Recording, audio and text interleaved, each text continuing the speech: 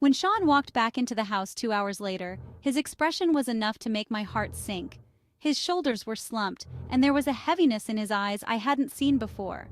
Before he even came home, I had already braced myself for the confrontation. My phone had been buzzing with furious texts from his mother, Barbara. How dare you do this to us? What gives you the right? I'm the grandmother. You can't cut me out. The messages kept pouring in, each more accusatory and venomous than the last. I stood in the kitchen, arms crossed, feeling the heat of my anger and frustration rising with every word she sent. When Sean finally came in, he looked like a man defeated. He sat down at the kitchen table across from me, sighing deeply. I could see he didn't want to say what he was about to, but I waited in silence. I went to talk to my mom. He admitted, his voice low. I told her what you said about how you felt during the pregnancy and everything. We were both floored, honestly. I mean, I've heard you bring up concerns before, but I never really listened. He ran a hand through his hair, glancing up at me with guilt all over his face. I'm sorry, I should have listened sooner. I could feel a small knot loosen in my chest at his apology, but the storm was far from over. My phone buzzed again, and I looked down at the new voicemail notification. You made my baby miss out on the beginning of this pregnancy. Her voice seethed through the phone as I played it. What makes you think you can do this to us? Grandparents have rights too, and I'll be using every one of mine to be in this baby's life. I hit pause and looked at Sean, then handed the phone to him, and he scrolled through the endless texts. Has she always been like this? He asked, watching my face carefully. I stared at him, his brow furrowed. I nodded slowly. Pretty much. I leaned back in my chair, waiting for him to say more, but his phone buzzed in his pocket, and I noticed the look of discomfort cross his face. He pulled it out, glanced down at the screen, and shoved it back into his pocket.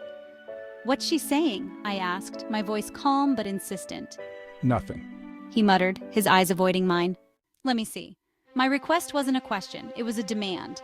No. He said, but the hesitation in his voice gave him away. Let me.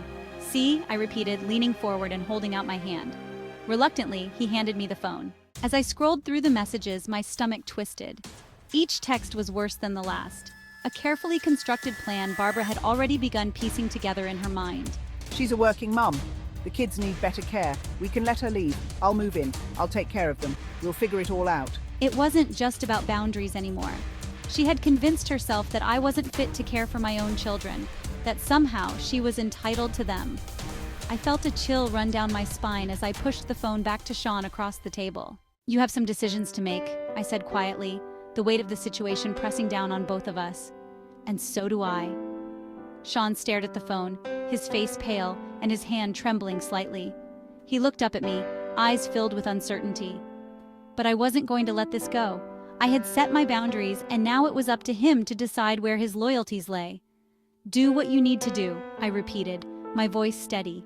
But I won't let her destroy this experience for me, not again. Sean sat there speechless, as the reality of what his mother had done started to sink in. And for the first time, I saw him begin to understand that this wasn't just about my pregnancy or his mother's excitement. It was about control, about respect, about protecting the family we had built, even if that meant standing up to the person who had always been at the center of his world.